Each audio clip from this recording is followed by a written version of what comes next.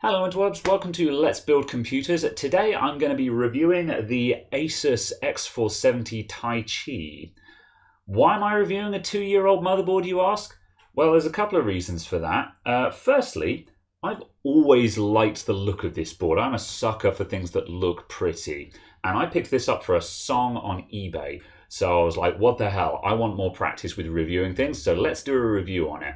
And the other reason is that AMD recently announced that they are actually going to be supporting X470 and B450 with the Ryzen 4000 series CPUs that are coming out later this year.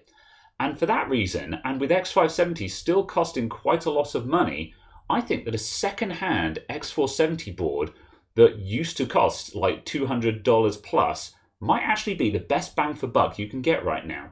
Let's get into it.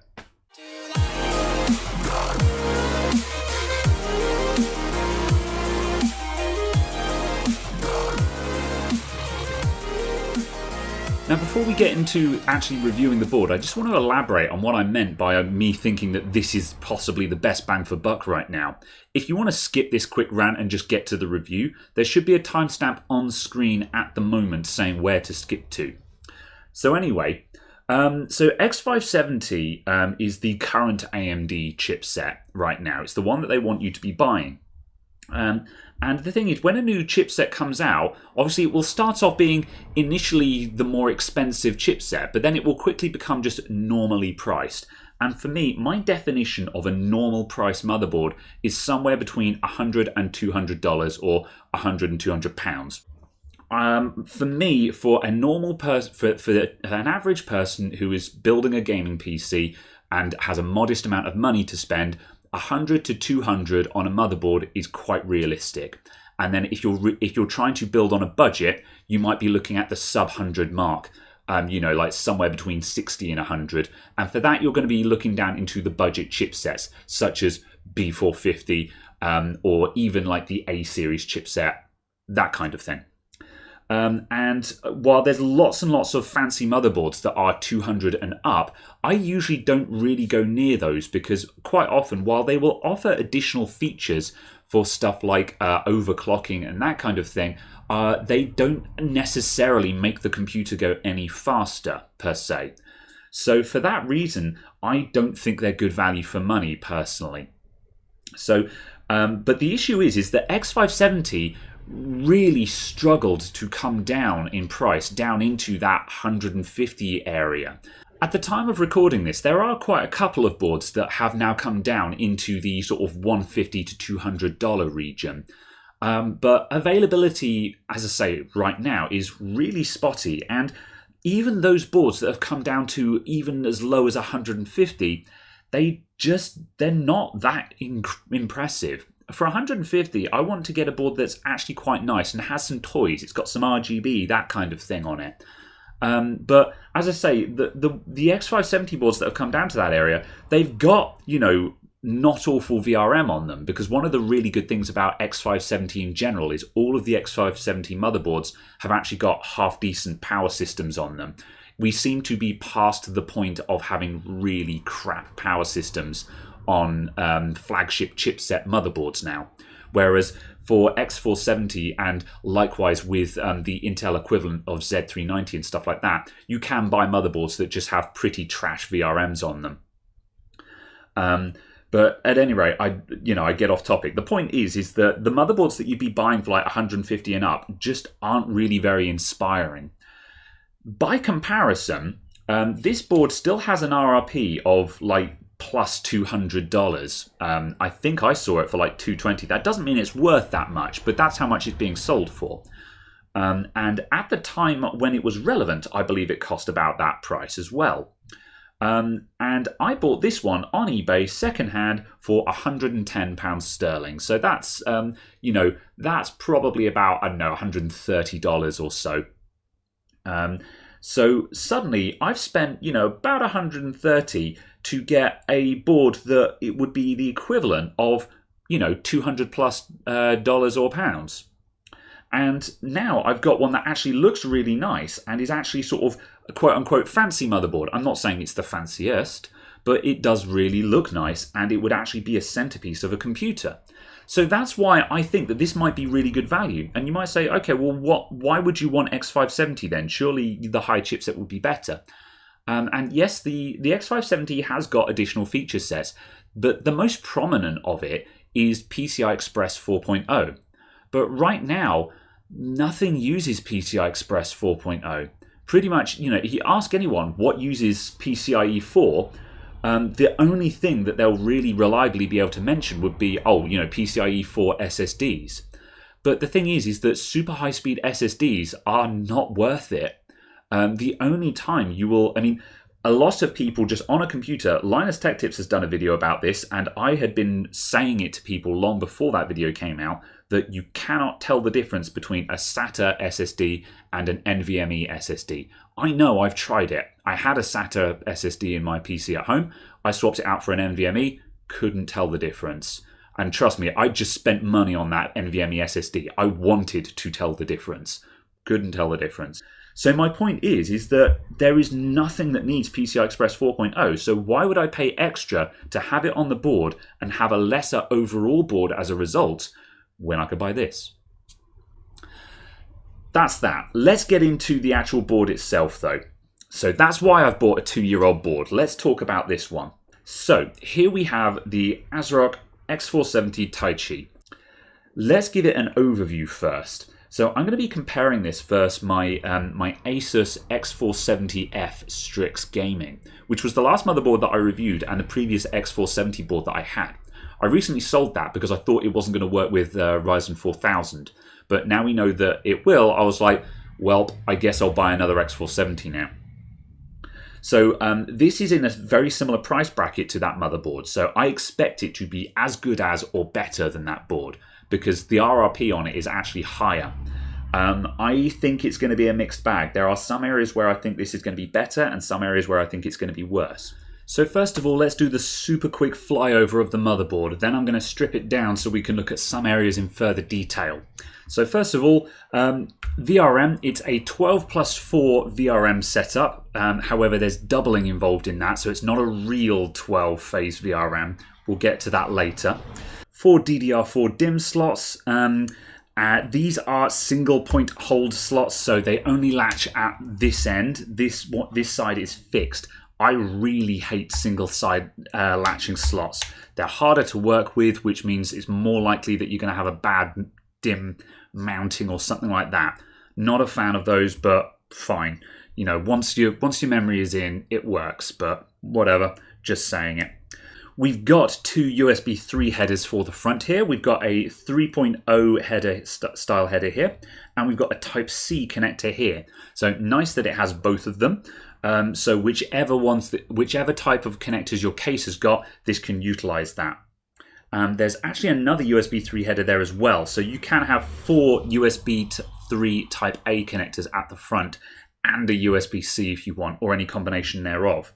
It's also nice that they've put these headers, one of them is vertical and the other is 90 degree, which means that you can have the cable in whichever one, depending on how the cable management in your case is working.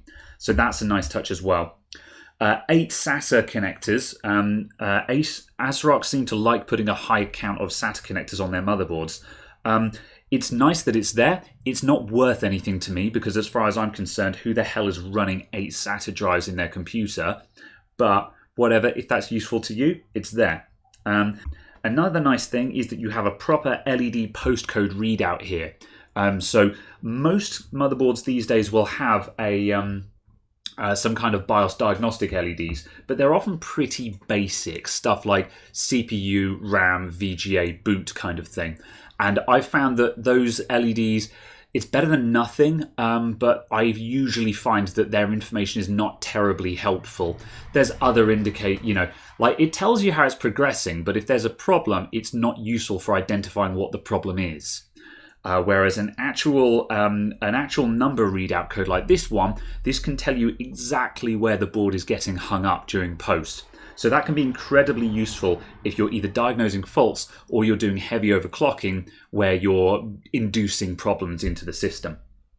We've got a pair of USB 2 headers there as well. Obviously, a lot of people go, oh, USB 2, who cares about that? However, lots of internal peripherals like internal RGB lighting, water coolers, that kind of thing are all still going to the USB 2 headers.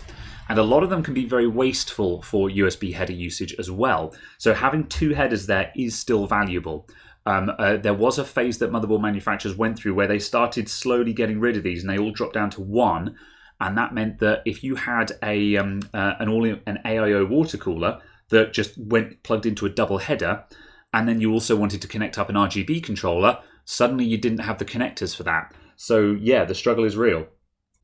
In terms of RGB, we've got the AMD Wraith RGB headers over here. So these are designed specifically for the AMD stock blower with RGB on it. You can't really use these for anything else unless you start doing heavy modifications. So those are over there. I don't think they're particularly useful because anyone building a computer with boards like this is probably using aftermarket cooling, but whatever, it's there. For useful RGB, we've got an analog and a digital header here. So the analog one just allows you to hook up LED fans and strips that will do basic effects. So that's just RGB ground connector. And the digital one is addressable RGB. So that allows you to hook up addressable RGB stuff where you can do sequencing and multiple LED colors along the strip, that kind of thing. So that's the better kind. We've only got just these 2 headers down here. Now you can use splitters to break these out into multiple headers, but obviously that means you can't sequence those at all. And by sequencing, I mean where you have, like on a Corsair case with Corsair iQ RGB, where everything is sequenced, you can have chase effects where a lighting effect travels through the fans and back again and things like that. You can't do that if you're using splitters, because on splitters, everything connected will have exactly the same effect on it. So this is good if you're doing basic effects. If you just want wash lighting and just basic color illumination, or you just want to do a rainbow wave on everything, you can put those to use. But just keep in mind the limitations of them. So as I say, there are other motherboards that might have 2 RGB connectors on them, as in 2 addressable and 2 analog, which would obviously allow you to do a bit more. But to be honest, if you're doing any kind of fancy RGB setup, I would recommend getting some kind of standalone dedicated RGB controller anyway. So much for that. PCIe Express setup, we've got 3 16 length slots. Top one is obviously 16 lanes. This one is an 8 lane, and this guy is a 4 lane. However, they're all full length, so you can put in large cards, and then the amount of bandwidth you'll get on that slot depends on how much the device needs and how much is available. There's a couple of 1X slots as well. So there's not an enormous amount of I/O here, but then to be honest, on modern computers, you don't really need that much. The kind of realistic things that people are going to be using, you might say, okay, I want Wi-Fi. Well, this thing has built-in Wi-Fi, which we'll get to in a moment anyway. No problem. You might say, okay, I want a capture card. Sure thing. You can stick your capture card in the bottom slot there, or this slot here. And if you want a PCI Express SSD, you've got a slot for that. So although the actual number of slots is not particularly high, you don't really need many slots with a board like this. So that's fine as well. The quality of the slots is good. The first and second 16 length slots are reinforced ones. They're not... oh yeah, no, those are proper through-hole reinforcements as well. So they're nice strong slots as well that will resist any kind of strain that's put on them by heavy cards. So that's good. It's nice to see. I like to see that on the memory slots as well, just to alleviate pressure on the board when you're installing modules, but that's not a must. We've got 2 M.2 slots. We've got one here and we've got one under this heatsink here. The heatsink is a bit easier to remove. One of my biggest peeves with the Asus X470-f was that this heatsink was all integrated into the chipset heatsink as well, and you needed to take out, I think it was 5 screws to actually remove your SSD, which just meant, you know, for someone like myself who swaps things around quite often, it was just such a pain in the ass, and I actually stopped using the top slot and was only using the bottom slot on that board because it was just 1 screw for the bottom one. This one you just got 2 screws and that guy comes off, so it's all good. As for whether you need heat sinking on your SSD or not, The controller on your SSD will appreciate having cooling on it. However, the actual flash chips themselves, they like a bit of heat in them. So with these, if you really wanted to get fancy, they're not going to damage anything, but if you wanted optimal performance, you could remove this guy, and on the bottom of it, if we take this off, we'll find this thermal interface pad. So if you really wanted to go belt and braces, you could trim that down so it just covers the controller on your SSD instead of the entire thing. However, in my experience, I haven't yet found an instance where this is really important. When modern SSDs heat up, the controllers will automatically throttle. And certainly, I stand to be corrected, but on most gamer setups, this isn't something you're going to encounter. If you do a lot of really heavy I/O, a lot of really heavy data transfer stuff with your computer, where you're shifting between SSDs all the time, you might want to consider investigating the cooling on it in order to maintain performance for long sustained transfers. But for any average user where the SSD is only doing burst workloads, you're not going to have an issue with heat. Looking around to fan options, we've got dual CPU fan headers, and then we have another 1, 2, 3 chassis fan headers. So actual number of fan headers on this is nothing to write home about. However, they are all high rated. All of them are rated for water pumps as well, so you can load all of them down without overloading the headers. And as I say, there's kind of the bare minimum number of fan headers that I would consider acceptable for this motherboard. You know, like if you can only have 3 or 4, well, no, realistically, if you've got a single fan header, you've got 4 headers left over for 4 case fans. But if you're putting it in, like lots of modern cases now, we're running triple fans on the intake. So, you know, you could very easily go through all of those headers and find that you've got nowhere to plug in your fans. But on the other hand, though, again, if you're running lots of case fans, like triple intakes and a couple of exhausts, you're going to want to consider having some kind of dedicated fan controller anyway. It's also worth noting that, you know, you could have triple intake fans, so there's your 3 chassis fan headers, and then your CPU, you might have an AIO water cooler, and that's going to have one going to the CPU fan header, and it's probably going to have 2 fans on it, but those are usually going to connect up to the AIO itself anyway. So in which case, the number of fan headers here is still going to be enough. So I don't think it's a problem, but it's nothing to write home about either. The X470F, the Asus X470F had loads of fan headers. It had like 7 on it. So, you know, that's winning in just terms of number of connectors available to it. But it's up to you whether you need those or not. In terms of rear connectivity, we've got built-in 802.11 AC Wi-Fi, which is really cool. The X470F doesn't have Wi-Fi, which is kind of, I thought, a missing feature on that board. But then again, this board is RRP about, you know, $20 or $30 more expensive minimum. So, you know, what are you paying for there? So you've got Wi-Fi on it. We've got a solid 7 USB 3 connectors and a USB-C. So that is good as well, which is curious because the back of the box shows that this thing only had 5+ USB-C on it, which I was getting ready to be really disappointed about. But the actual board does have 7 USB Type-A's and a USB Type-C, which is great. A lot of people don't need a huge amount of USB connectors, but if you're a streamer, then you will burn through USB ports like it's going out of fashion. Because by the time you connect it up, your camera, your microphone, your capture card, your Stream Deck and stuff like that, it's amazing how many USB devices you'll suddenly find you need. We've got a HDMI port on the back of that as well. It's nice they haven't wasted space putting lots of exotic video connectors on it, because if you're using onboard video, you don't really care about exotic connectors, you just want a HDMI port. So we've also got a CMOS clear button on the back, which is a nice touch as well, so you can very quickly reset your BIOS. LAN port is gigabit Intel networking, which is great. That Wi-Fi card is also Intel, by the way, so networking system is great. Doesn't have anything fancy like 2.5 gig or anything like that. And when you get over the £200 or $200 marker, you are starting to get into the territory where you should start to expect exotic networking, or at least dual gigabit. But again, I feel like this is a fairly niche thing that not a lot of people actually require. So while I would like to have seen that on this, it's not a deal breaker as far as I'm concerned. The audio system is a Realtek 7.1 setup, and it's got a fairly mundane set of output filter caps for a board of this caliber. I would expect a couple more than 5 there. You know, I would expect like a nice cluster, or like Gigabyte often put the Weema capacitors in there as well.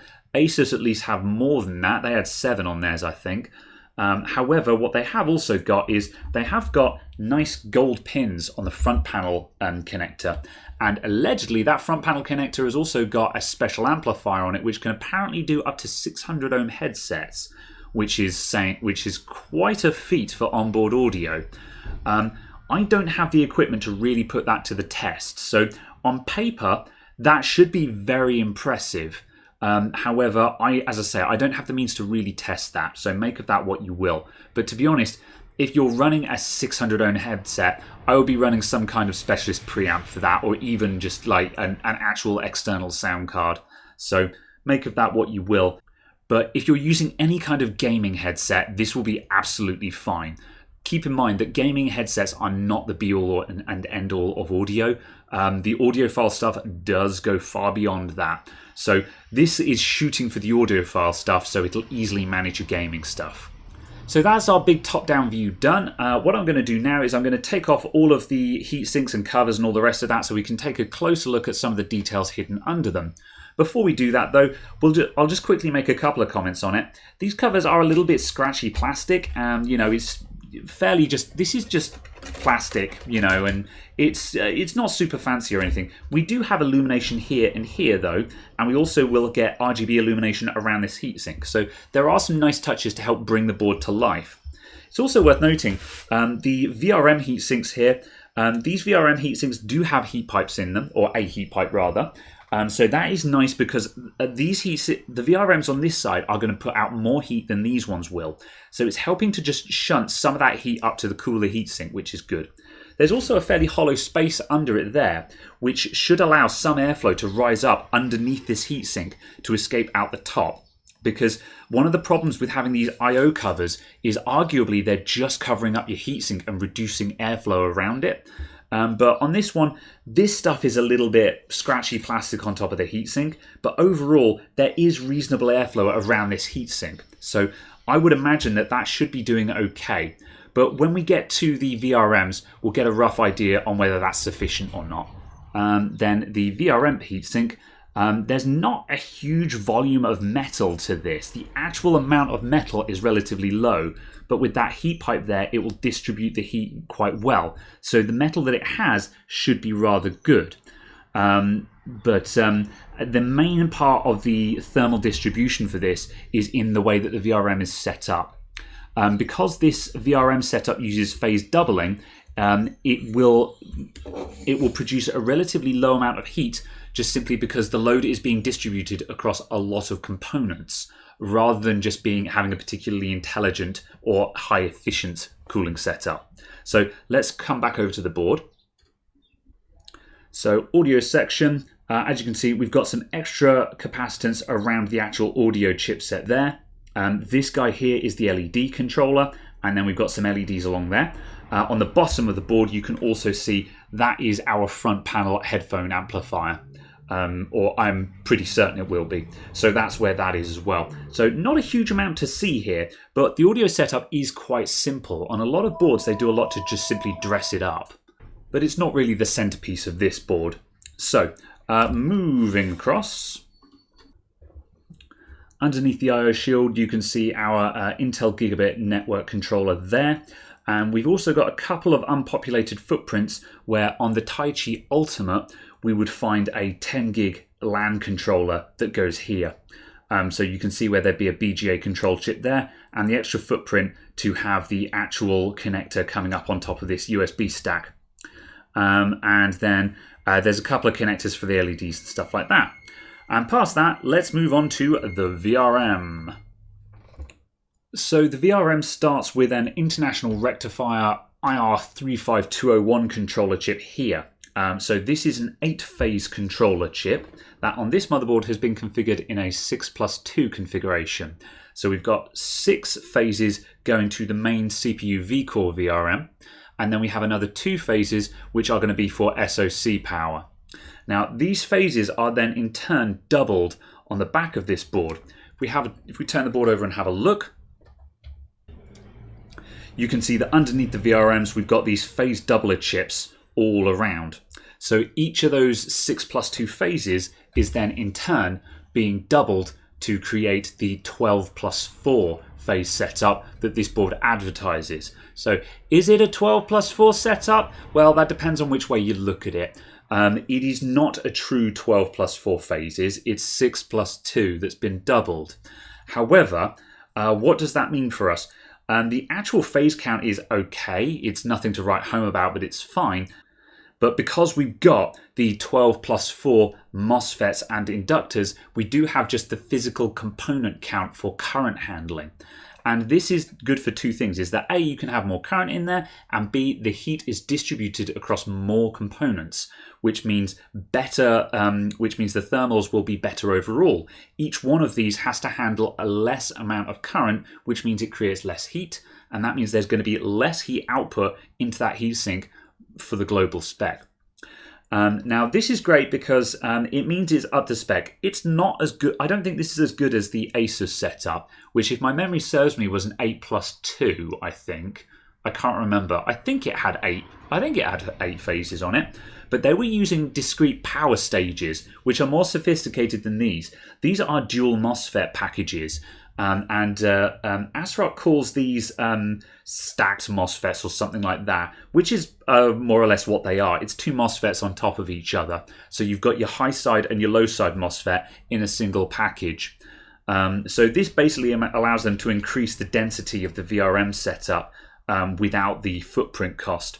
And it's okay. It's not as good as those discrete power stages that we saw on the Asus board, because those power stages also include discrete thermal monitoring and current monitoring on a per stage basis, which gives the PWM controller an enormous amount of control and feedback, which you won't get from these. However, they're fine. The important thing is that the X570 boards tend to have better VRM setups because the newer CPUs, the Ryzen 3000 and the coming up Ryzen 4000 chips, are more fussy for that kind of thing. And so it means that when Ryzen 4000 comes out, this VRM setup will be quite happy to power those chips. Whereas on the lesser X470 boards that have peasant grade VRMs on them, that's the time where you might find yourself having difficulty with some of the Ryzen 4000 chips. But we won't know until those chips land and people actually do the tests to find out if it really matters or not. However, all in all, it's a good general setup. Again, I would, if I was to pick and choose the components from this or the X470F a la carte, I would prefer the X470F's VRM setup to this one. But this one does have the raw component count, which is good enough. Right, so that's that. I'm going to build this thing into a computer now, and we'll have a look in the BIOS and have a wander around. I haven't looked at an ASRock BIOS for a very long time, so I don't know what to expect in there. I'll show you guys a couple of the pages there so you can get a rough idea and see what this thing looks like when it's actually put into a case as well. Let's get to the build.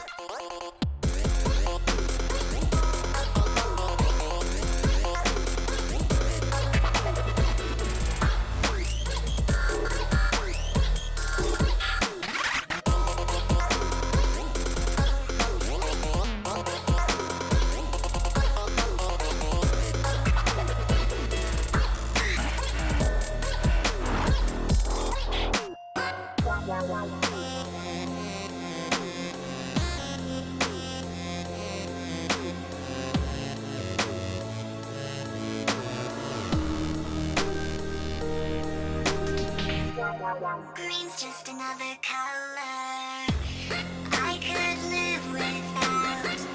Lets me turn your world up. Lets me turn your world upside down. Told you there were no secrets. Told you there were no lies. Love, just read my mind. Love, just read my mind.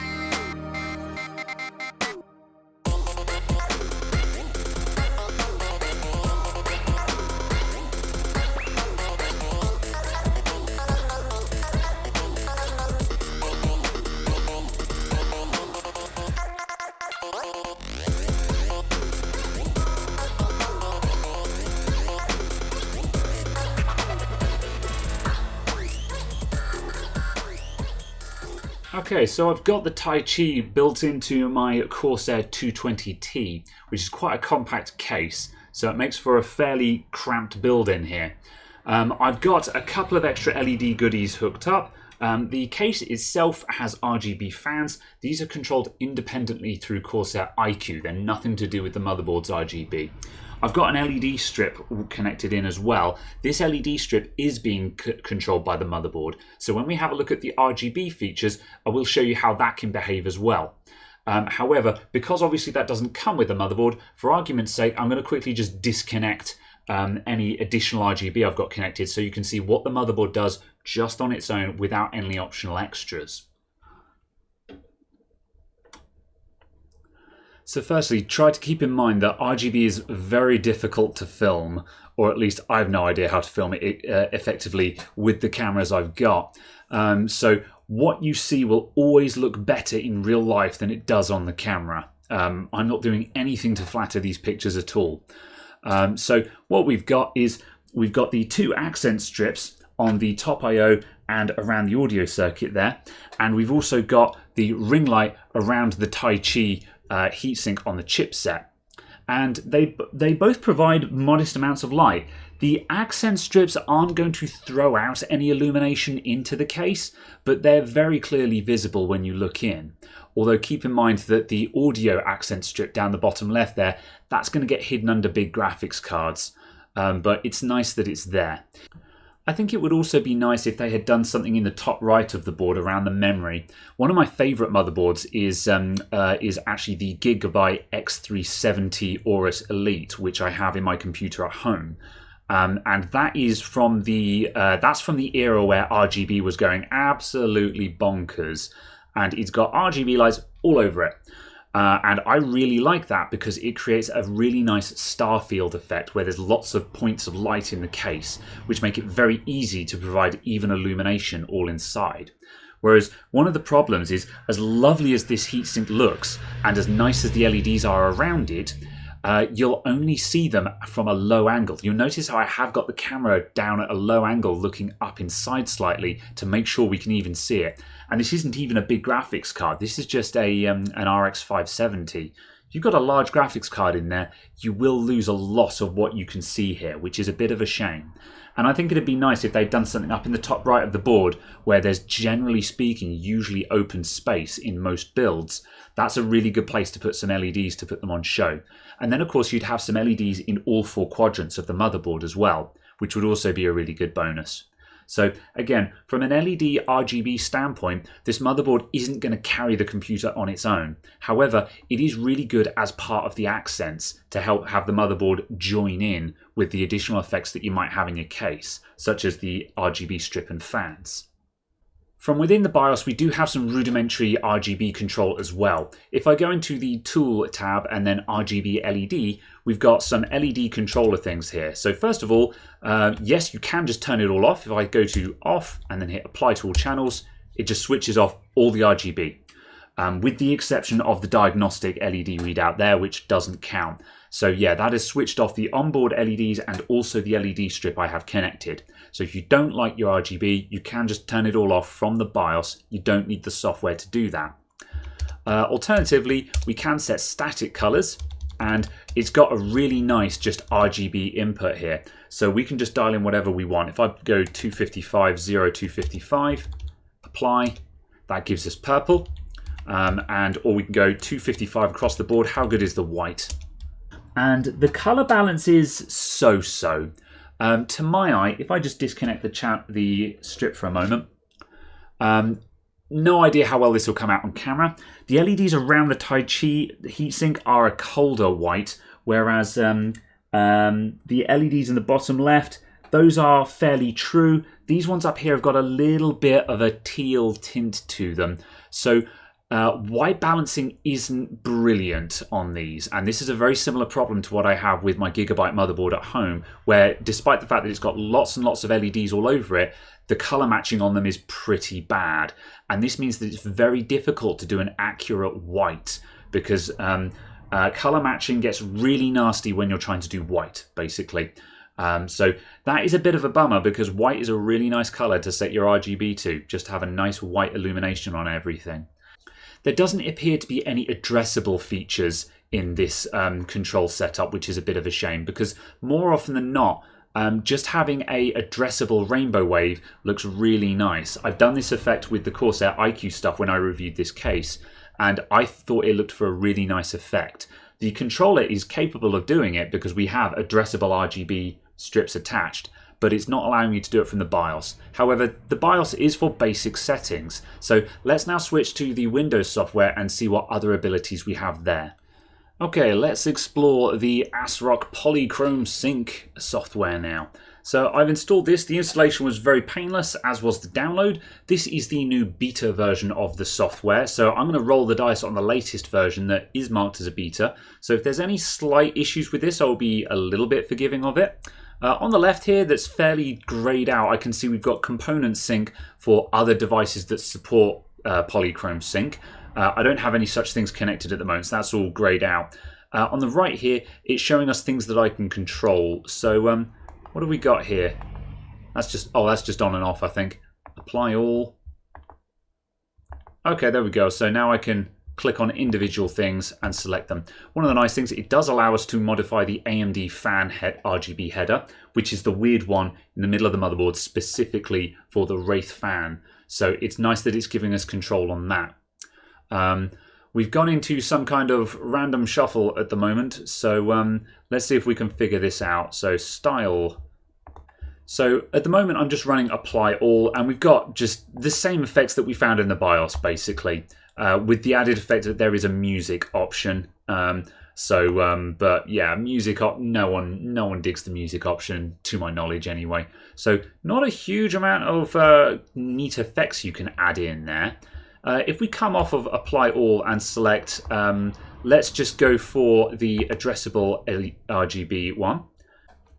If that's supposed to be stacking up down the strip, it's not doing a great job of it, but yeah, these are mostly novelty effects that I don't think anyone would use anyway. Cram, okay, that's a marquee effect. Now we're getting into stuff that might be useful. Again, if you could stack them. Scan, okay, that's going to be a visor effect. And, ooh, have we got flat color on that? Yeah, so now we're getting into useful effects because we've got a flat color. Let me just set that to something a bit more attractive. Let's go into a nice deep purple there. Okay, so the color I've selected is nothing like what is coming out. I've selected what is indisputably purple and I'm getting blue. Fine, okay. With fettling, this might be fixable. But yeah. You get the idea. Neon. Yeah, so that's just an alternating flash. Water. Okay, that's a sort of a rolling wave. You can do really nice effects with this. If you set the colors up right, you can get a really nice ripple in the case. So it would be nice if it had slightly smoother transitioning between the lights, but you know, that's fine. And then rainbow. Where's my rainbow wave? There we go. There's our standard rainbow wave, which I still contend is a really nice effect. So that's adequate. It's not the best I've seen. I think the Asus rainbow wave looks nicer than that, but it's okay. So all of the onboard LEDs on the motherboard are not addressable. You can do flat basic colors on them, and that is it. So if we compare this to the X470-f Strix, that had addressable LEDs built into it. So all the accents on the motherboard, you could address each one of those LEDs on its own. And that meant that if you were using either rainbow wave like this, or if you were doing something like a starry night effect, which is quite a good one as well, your starry night effect would also appear on the motherboard instead of just your LED strip. Whereas if you're using Polychrome Sync to do all of your RGB, really you're fairly limited. You can do a basic RGB setup with this, but this is not the most advanced onboard RGB system I've seen by a long shot. But it's basic, it's adequate. To be honest, everything that you can do in here, apart from the addressable LED, really setting up your LED strip is the only reason why I would bother installing this software. Otherwise, all of the other stuff, the I/O cover, PCH, all the rest of it, you can do that from the motherboard anyway. As in, sorry, you can do that from the BIOS. So yeah, limited use, but it's not horrendous. So that's Polychrome Sync. It's fine. It's about as good as I would expect it to be honest.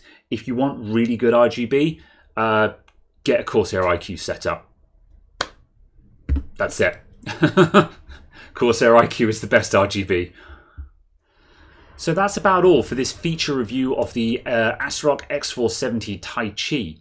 So my general opinions of the board are, unfortunately, while the Wi-Fi on it is a really nice touch, generally speaking, everything else it's got, the Asus X470-f Strix gaming that I had, basically does everything better. There's no other way to put it really. And that means that because that motherboard is cheaper than this one, or at least the recommended retail price is cheaper, it means that really I would take the Asus over this board. However, the joke's on me because I just sold an X470F in order to buy this. But that much being said, this board does have a very specific aesthetic to it, which I think is drop dead gorgeous and is actually going to be an integral part of a project build that I would like to do with this machine that I've got here. So we probably will be seeing this computer again, and I will be doing a lot of tweaking to it and some aesthetic changes, more components, and I'm really going to try and make it look into something special that really features that clockwork aesthetic. While I was filming the footage for this review, I did also purchase a Gigabyte X570 Gaming X, which I managed to get as a open box brand new for £140 on eBay.